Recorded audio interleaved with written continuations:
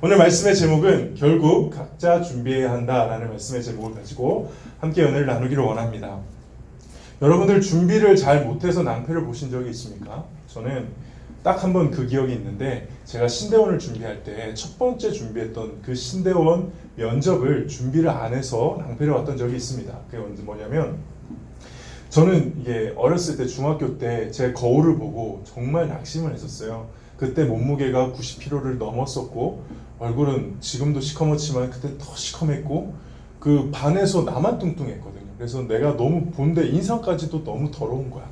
그래서 그 거울을 보고 너무 속상해서 있는데 어디선가 텔레비전에서 이렇게 웃는 것은 연습해야 된다는 거를 들었어요. 그래서 그날부터 거울을 보고 중2 때인가 3이었던가 중3이었어요. 거울을 보고 웃는 연습을 했어요. 진짜 입을 이렇게 벌리면서 웃는 연습을 했어요. 그래서 한동안 고등학생 되고 나서는 진짜 연습을 하니까는 웃는 인상이 됐어요. 요즘은 내가 웃는 인상 아니지? 아니야? 나 진짜 옛날에는 이렇게 눈이 이렇게 싹 되는 그런 웃는 인상이었거든. 그때 내가 면접에서 실패한 적이 없었어요. 아르바이트 면접이든 그 학교에서 하는 면접이든 한 번도 면접에서 떨어진 적이 없고 오히려 내가 사실 다른 사람 뽑았는데 내가 마지막에 면접을 봐서 그 사람 잘리고 내가 뽑힌 적도 있었어요. 그러니까 면접은 자신 있었어요. 얼마나 교만했겠어. 그래서 첫 신대원 면접을 치러 갔는데 준비를 하나도 안 했어요. 면접을 준비를 하나도 안 하고 무슨 질문할까? 뭐 가서 그냥 웃으면서 쌩글쌩글 잘 대답하면 되겠지. 그러고 갔는데 질문이 안락사에 대해서 물어보는 거예요. 자, 이제 목사님 되실 건데 안락사에 대해서 어떻게 생각하느냐? 사실 그거 답이 정해져 있거든. 기독교인들은 목사님들은 어쨌든 사람을 죽이는 행위에 대해서 하나님이 허락했어요, 금지했어요? 금지하셨기 때문에 여기에 대해서 기본적인 자세가 있어요. 정답이 있다고요. 근데 내가 공부를 했어, 안 했어? 안 했어. 가가지고 그거 할 수 있는 거 아니에요? 바로 잘렸잖아. 바로 그 면접관 표정이 아직도 기억나요. 쟤 뭐야? 저 목사 되려고 온 사람 맞아? 라는 기억이 아직도 나요. 그래서 나중에 희민 안녕. 나중에 확인하고 나서 너무 부끄러웠던 거야. 준비를 잘했어야 되는데. 준비를 잘했어야 되는데. 우리 지금 입시를 앞둔 우리 고3 친구들 면접 잘 준비하시기를 주님의 이름으로 축복합니다. 진짜 최선을 다해서 준비해 가세요. 나중에 내가 대신 면접관 역할도 해줄게. 막 이상한 질문도 해주고 할 테니까 진짜 준비를 잘 해가야 돼요. 오늘 본문이 이 준비를 제대로 하지 않은 어떤 사람들에 대한 이야기입니다. 오늘 본문이 지난주 본문 내용과 비슷하게 배경이 뭐죠? 혼인잔치였어요. 혼인잔치, 결혼식에 대한 이야기입니다. 우리가 오늘 본문에 대한 내용을 정확하게 이해하기 위해서는 우리 이때 1세기의 유대인들이 결혼했던 방식에 대해서 좀 이해하고 넘어가야 될 것 같습니다. 그때 결혼이라고 하면은 유대인들은 3단계를 거쳤습니다. 첫 번째, 양가 부모님들이 모여서 결혼을 약속하는 겁니다. 그때 연애 결혼 있을까 없을까? 택도 없는 소리죠. 무슨 연애 결혼이야. 그냥 부모님이 이어주는 사람과 결혼하는 겁니다. 그때 특징이 뭐냐면 1단계에 이 신랑이 아니죠. 신랑의 아버지가 신부의 아버지에게 돈을 줘야 돼요. 왜? 이제 신부를 데리고 오니까 그때는 노동력이거든. 여자든 남자든 사람이면 노동력이기 때문에 데리고 오는 것에 대한 지참금 돈을 지불하는 게 첫 번째 단계예요. 이게 유대인 첫 번째 결혼식. 두 번째는 약혼식입니다. 이게 우리 지금 결혼식과 유사한데요. 서로 예물을 주고받으면서 사람들 앞에서 이렇게 혼인을 서약하는 행위를 합니다. 약혼식. 그리고 마지막이 혼인잔치. 결혼식에 대한 피로연 비슷한 건데 근데 이건 잠깐 하는 게 아니에요. 며칠을 할 때도 있고요. 아주 잘 준비해서 모두 초대한 다음에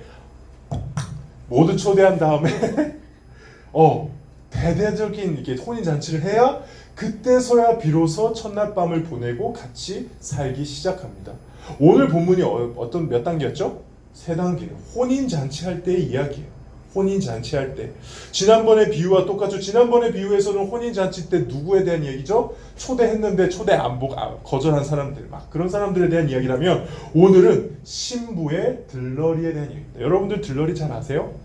이게 표현이 우리나라에서는 들러리 하면은 막 시다바리 비슷한 어떤 그런 뉘앙스가 되지만은 여러분들 미국 영화나 드라마를 보시면은 결혼식 장면에 꼭 등장하는 게 뭐예요? 아이들이요? 네. 선생님 오늘따라 왜 이렇게 열심히 들으세요? 제가 지금 되게 힘이 없긴 하는데 너무 열심히 들으시네. 뭐냐면 결혼식 잘 보세요. 우리나라 결혼식은 그게 없는데 남자 여자 결혼할 때 옆에 누가 서 있어요? 들러리들이 서 있어요. 그 남자 들러리가 신랑 들러리 같은 경우에는 반지를 이렇게 가지고 있다가 전해준다거나 하는, 그러니까 결혼식을 돕는 신부와 신랑의 가장 친한 친구들, 주로 그게 들러리가 되는 거죠. 오늘 나오는 이 10처녀가 바로 신부의 들러리 10명입니다. 그냥 처녀가 아니에요. 신부의 들러리 10명. 근데 이 당시에 이 10처녀, 신부의 들러리 10명이 해야 되는 아주 중요한 임무가 있는데 그게 무엇이냐? 혼인잔치가 있다고 했죠. 마지막 3단계예요. 이제 이것만 하면 결혼식해요. 자, 이때 저기 신랑이 자기 마을에서 이 혼인잔치 하러 오는 그 길에 마을 앞에서 맞이해서 데리고, 신부가 있는 혼인잔치하는 장소로 데리고 오는 역할을 누가 했다? 이 10명의 들러리들이 해야 하는 게 이 당시 문화였던 겁니다. 그러고 보면은 지금 오늘 본문에서 이 10명이 준비해 가던 것을 보세요. 미련한 등을 가지고 갔다라고 돼 있죠. 2절과 여기 있구나. 2절과 3절을 보면은 다섯 미련한 처녀 그리고 슬기 있는 처녀들이 그 기름을 가지고 가고 등을 가지고 갔다라고 되어 있는데, 이 말은 즉 이 당시에 혼인잔치가 낮에 있었다, 밤에 있었다. 그렇죠. 왜 밤에 있었을까요? 모르겠어요. 아마 신랑이 저 멀리 살아서 오는데 시간이 걸려서 그럴 수 있고, 아니면 거기 덥잖아요. 그러니까 좀 시원하게 선선하게 저녁부터 했을 수도 있어요. 잘 모르겠지만 어쨌든 밤에 혼인 잔치가 있었습니다. 그렇다면은 신랑을 맞으러 가는 이 10명의 들러리는 뭘 가져갔어야 되는 거예요? 당연히 등을 가져갔어야 되죠. 지금으로 치자면 후레쉬를 가지고 가서 이렇게 길을 비춰주면서 와야 되니까요. 당시에는 전등이 있었던 시대가 아니니까 그렇죠. 근데 이 등을 가지고 있었던 이 10명의 처녀 중에서 누구만 갔었다는 거예요? 5명. 지혜롭고 슬기로운 처녀 5명만 갔고 나머지는 못 갔다. 왜냐? 어떤 일이 있었느냐? 신랑이 너무 늦게 온 거야. 신랑이 너무 늦게 온 거야. 그래서 다들 신부의 집에서 기다리다가 어떻게 했어요? 잠들어 버렸어요.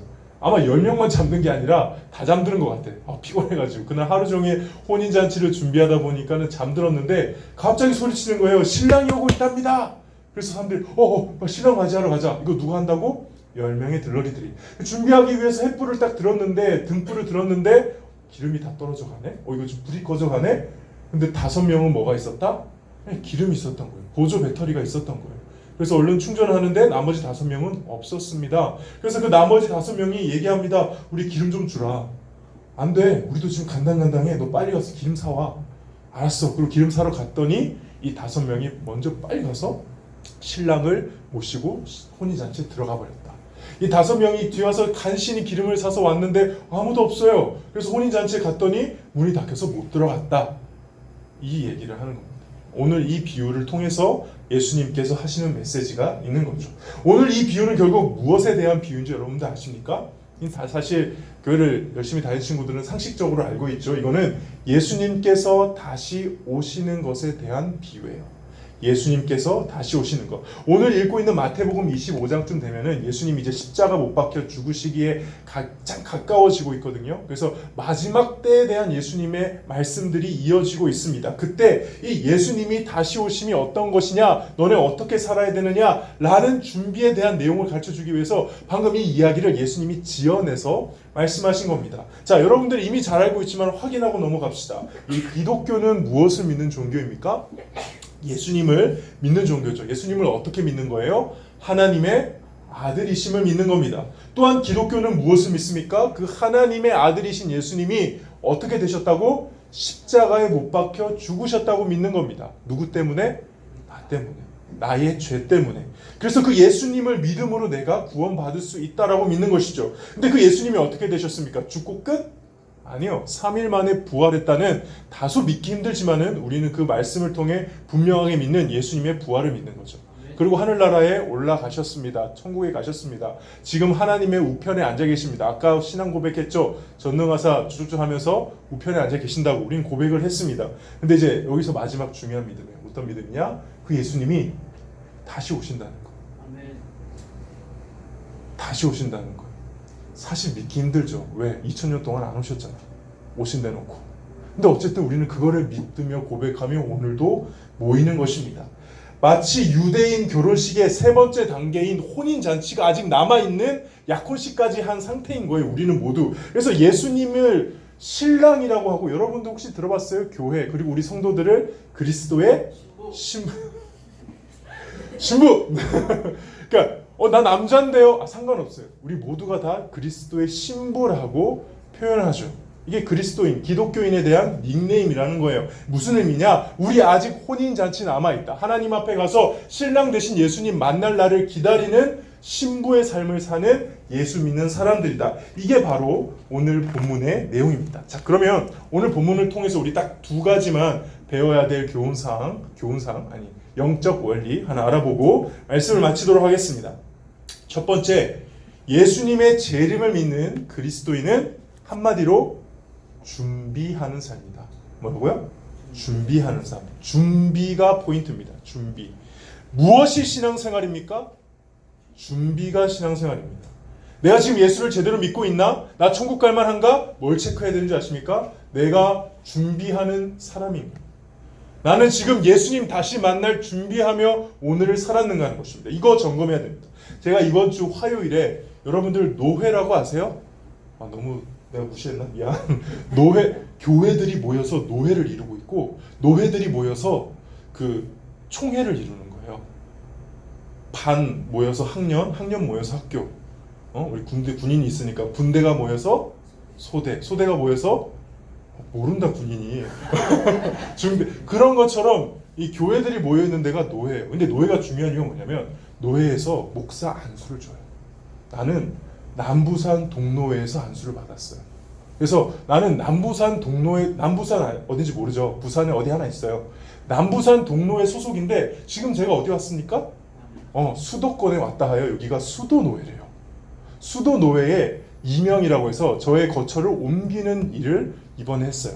그래서 수도노회에서 저희 수도노회에 가고 싶어요. 받아주세요 했더니 수도노회에서 뭐라고 하느냐? 면접 보러 와. 보통 근데 다른 노회에서는 면접 안 보거든요. 왔어? 그러고 받아주는데 면접 보러 오래요. 갔죠. 2시간을 대기했습니다.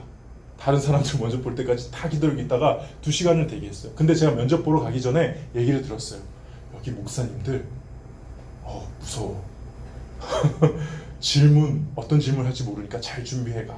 이거를 들어가지고 나름 막 고민했어요. 준비했어요. 이런 질문하면 뭐라고 답하지? 저런 질문하면 어떻게 답하지? 막 준비해서 갔는데 딱 들어갔는데 딱 3분 만에 박수 치고 내보내더라고요. 그냥 왔어. 잘 왔어. 박수 하세요. 얼마나 당황스럽던지. 근데 그 4명 중에 딱 한 명한테 질문했어요. 한 명한테. 근데 그분은 안타깝게도 준비가 안 돼 있었던 거야. 질문을 딱 받는 순간 얼굴이 하얘지면서 답을 제대로 못하는 거예요. 그때 그 질문이 뭐냐면, 만약에 교회 성도님이 정말 잘못된 일로 교회에 분란을 일으킨다면 어떻게 하시겠습니까? 거기서 뭐라고 말해? 교회 잘라내야 됩니다. 이럴 수도 없고. 그러니까 당황해가지고 막 하시는데 혼나시더라고요. 나는 아까 말했잖아요. 면접 볼 때 생글생글 웃고 있는다고. 웃고 있다가 어떡하지? 분위기가 쌓여져가지고 이러고 있다가 나왔어요. 그걸 보면서 오늘 본문이 생각나더라고. 나한테 물어보지. 난 답 잘할 수 있었는데. 교만한 생각. 준비하지 않았느냐 했느냐에 따라서 이렇게 달리는구나. 오늘 그 생각이 나더라고요. 똑같아요. 우리의 신앙생활도 진짜 예수 믿는 사람이냐 아니냐는 사실 여기서 갈립니다. 예수님 만날 준비를 하고 오늘을 사느냐. 예수 믿어도 우리는 세상 사람들과 비슷하게 삽니다. 사실 공부도 하고요, 연애도 하고요, 취미생활도 하고요, 게임도 합니다. 저도 했습니다. 롤 배우고 있는데 너무 어려워요.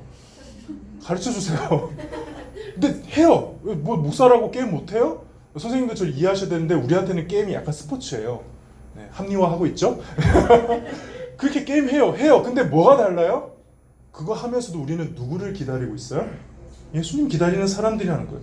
물론 완전 세상 사람들처럼 방탕하게 살지는 않습니다. 저 술 안 마십니다. 담배 안 핍니다. 유흥은 절제하죠. 그럼에도 불구하고 우리가 무슨 수도원 갑니까? 우리 예수 믿고 나서부터 이제 다 검은색 옷 입어야 돼요? 그런 거 아니란 말이에요. 세상 사람들과 똑같이 그럴듯하게 살면서도 우리가 다른 게 하나 있는데 뭐다? 예수님을 만날 준비를 하는 거예요. 준비가 되어 있어야 됩니다. 예수님 만날 준비를 우리가 하고 있는가, 이걸 살펴보는 것이죠.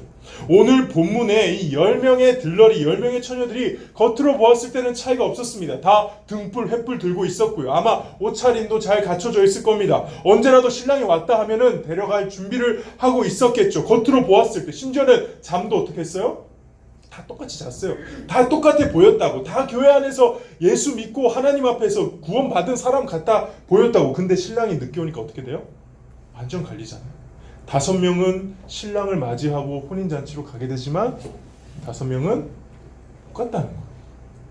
못 갔다는 거예요.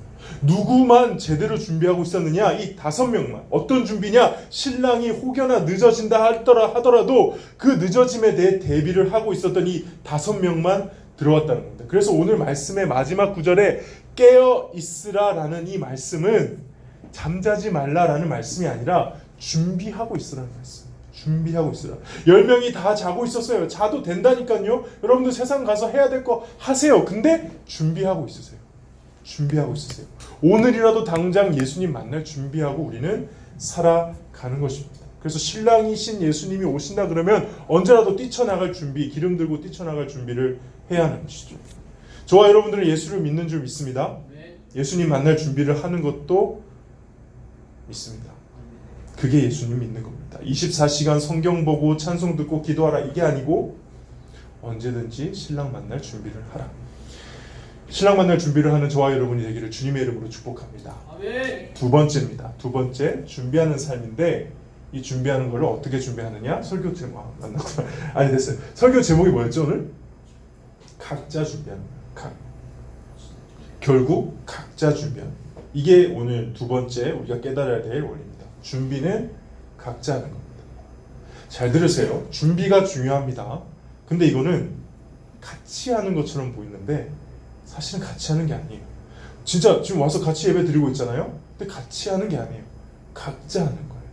천국은, 예수를 믿는 거는 결국 각자 하는 거예요. 같이 하는 것처럼 보이는데, 같이 예배하는 것처럼 보이는데 잘 생각해 보면 지금 이 순간도 누구는 진짜 예배 드리고 있고 누구는 안 드리고 있는 거거든요. 각자 하는 거거든요. 각 개인이 하나님 앞에서 하는 거예요. 남이 나를 대신해 주지 않습니다. 남이 나의 부족함을 채워주지 않습니다. 그게 신앙이고 그게 우리의 하나님을 믿는다는 거, 예수님의 제자가 된다는 거, 하나님의 백성이 된다는 거, 천국 간다는 거, 이 모든 것의 핵심인 겁니다. 본문 잘 보세요. 등과 기름을 누가 챙겨줄까요? 지금 공동 구매하고 있나요? 신부 측에서 제공해 준 것 같아요? 아니에요. 이거 지금 각자 들러리들이 자기 집에서 자기 거 준비해 오고 있어요. 그러니까 누구는 기름을 챙기는 것까지 하고 누구는 기름을 안 챙긴 거예요. 각자 한 겁니다. 준비 상태가 일괄적이지 않고 각자의 마음 상태, 이 결혼식에 대한, 이 혼인잔치에 대한, 이 신랑에 대한 태도가 반영되어서 준비가 이루어지는 겁니다. 자신이 맡은 일에 스스로 자신이 준비를 하는 것이죠. 8절 보면은 이 미련한 들러리들이 자신의 등이 꺼져가니까 기름 빌려달라고 합니다. 그때 뭐라고 하나요? 안 된다. 냉정하지 않나요? 근데 그게 현실이에요. 막상 일이 닥치면은 그 순간 누구도 나를 대신해서 책임져 주지 못하는 게 신앙이라는 겁니다. 옆 사람이 기름이 충분하다고 해서, 우리 반 선생님이 정말 예수님 잘 믿는다고 해서, 저 앞에 있는 목사님이 설교를 정말 잘한다고 해서, 물론 그렇지 않지만 설교를 엄청 잘한다고 해서 내 신앙이 보증되는 게 아니라는 거예요. 결국 내 기름은 내가 챙겨야 된다. 이게 오늘 본문의 중요한 메시지입니다. 예수님을 아주 잘 믿는 나의 부모님도 나의 구원을 책임지지 못합니다. 여러분보다 더 예수를 잘 믿는 선생님이나 친구, 목사님이 주변에 있다 하더라도, 다 같이 평화교회 고등부를 다니고 있다 하더라도, 같이 수련회 갔고, 같이 설교 말씀 들었고, 같이 기도회 했고, 같이 찬양할 때 방방 뛰었다 하더라도 결국 천국은 한 명씩 한 명씩 하나님 앞에 간다는 것이죠. 이게 사실은 한편으로 생각하면 너무나 무서운 신앙의 현실입니다. 목사님, 장로님 아들, 딸이라고 더 예수 잘 믿는 거 아니고요. 돈이 많다고, 가정이 안정적이라고 더 예수님 잘 믿는 거 아닙니다. 그냥 예수님 잘 믿는 거는 예수님 잘 믿는 사람이 예수님 잘 믿는 겁니다. 다른 거 없습니다. 주위에 아무리 예수님 잘 믿는 사람이 포진되어 있다 하더라도 더 잘 믿는 거 아닙니다. 김태진 전도사님 아시죠? 저 지난주도 그분 얘기했는데 저 이번 주 깜짝 놀랐어요. 나 몰랐어. 오랫동안 그분 알았는데 처음 안 사실이 있었어요. 김태진 전도사님하고 사모님 둘 다 가정에서 혼자 믿는데요. 별로 안 놀랍죠? 혼자 믿는데 한 사람 목사님 되려고 하고 있고 한 사람 사모님 되려고 하고 있고, 나는 그 사실이 너무 놀랐어요. 나는 그냥 맨날 실없이 웃고 다니는 한 귀여운 전도사님이다 생각했는데 그 얘기 딱 듣고 나서 이분 참 대단한데? 그렇잖아요. 아무도 안 믿는데 목회자의 길을 가면서 가정의 어떤 신앙의 일대가 된다. 저는 되게 신기했어요. 그러면서도 그런 케이스가 보니까 많다. 부모님들이 잘 믿어서 잘 믿는다? 아닌 거예요. 또 부모님들이나 주변이 안 믿어서 못 믿는다? 아닌 거예요. 시험 공부 같이 하자고 해서 공부 같이 한 적 있으세요? 친구들과? 네, 저는 많이 있었는데 꼭 그렇게 공부하면 내가 제일 시험을 못 보더라고. 애들이 같이 공부하면서 분명 같이 노는 것 같았는데 어디서 또 공부를 더 잘했는지. 시험 공부를 같이 했지만 시험은 어떻게 쳐요? 각자 쳐요. 신앙이 그렇다니까요. 신앙생활 같이 하는데 물론 그래서 같이 공부를 잘하면 좋겠죠. 근데 천국은 각자 들어가요. 너무 무섭지 않아요? 예수님은 본인이 믿는 겁니다. 대신해 주는 게 아닙니다. 부모님도 친구도 누구도 대신할 수 없습니다. 내가 해야 되고 내가 영접해야 되고 내가 받아들여야 되고 내가 결정해야 됩니다. 예수 믿으시기를 주님의 이름으로 축복합니다. 아멘. 말씀을 정리하겠습니다. 오늘 비유는 예수님이 다시 오시는 것을 기다리는 그런 비유라고 했습니다. 예수님 다시 오십니다. 그리스도인들은 이걸 믿고 살고 저도 믿고 선생님도 믿고 여러분도 믿는 줄 압니다. 2000년 동안 안 오셨는데요. 아니요. 계획이 더디셔서 안 오신 게 아니고 하나님께서는 원래 계획하셨던 대로 속히 오십니다. 근데 왜 이렇게 늦게 오시는 걸까요? 오늘 본문도 잘 보면 열처녀들의 입장에서 보면 생각보다 너무 늦게 왔잖아. 그래서 그런 거잖아. 왜 그러느냐? 베드로후서 3장 8절에서 9절 말씀 우리 함께 읽어보도록 하겠습니다. 3장 8절에서 9절 말씀. 자, 한번 읽어보겠습니다. 시작. 사랑하는 자들아, 주께는 하루가 천년 같고 천년이 하루 같다는 이 한 가지를 잊지 마라. 주의 약속은 어떤 이들이 더디다고 생각하는 것 같이 더딘 것이 아니라 오직 주께서는 너희를 대하여 오래 참으사 아무도 멸망하지 아니하고 다 회개하기에 이르기를. 이게 하나님의 마음인 거죠. 하나님께서는, 우리 주님께서는 당신의 백성이 다 회개하고 주님께 돌아오기를 지금 기다리고 계신 것뿐입니다. 그런데 반드시 때가 되면 다시 오십니다. 그래서 10절 나와 있죠. 10절 읽겠습니다. 시작. 그러나 주의 날이 도둑같이 오리니 그날에는 하늘이 큰 소리로 떠나가고 물질이 뜨거운 불에 부르지고 땅과 그 중에 있는 모든 일이 떠나리라. 아멘. 그때는 후회해도 소용없습니다. 제가 지금 한 이 설교를 무시했던 이 순간이 떠올라도 소용이 없습니다. 기름이 준비되어 있지 않아 신랑에게 못 가고 혼인잔치에 쫓겨난 들러리의 모습이 내 모습이 되는 것을 확인할 뿐입니다. 이 말을 다시 생각해 보면은, 이것도 잘 생각해 보면 복음이에요. 내 주변이 아무리 절망적인 상황이라도, 나에게 선한 영향력 끼치는 사람 아무도 없다 하더라도 내 주변의 조건과 상관없이 나는 예수님을 믿을 수 있고 하나님의 자녀가 될 수 있다는 말도 되거든요. 예수님 믿기만 하면 주님은 다른 거 보지 않습니다.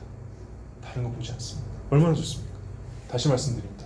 예수 믿으세요. 이렇게 예수님 믿고 예수님 다시 오심을 기다리는 저와 여러분이 되기를 주님의 이름으로 축복합니다.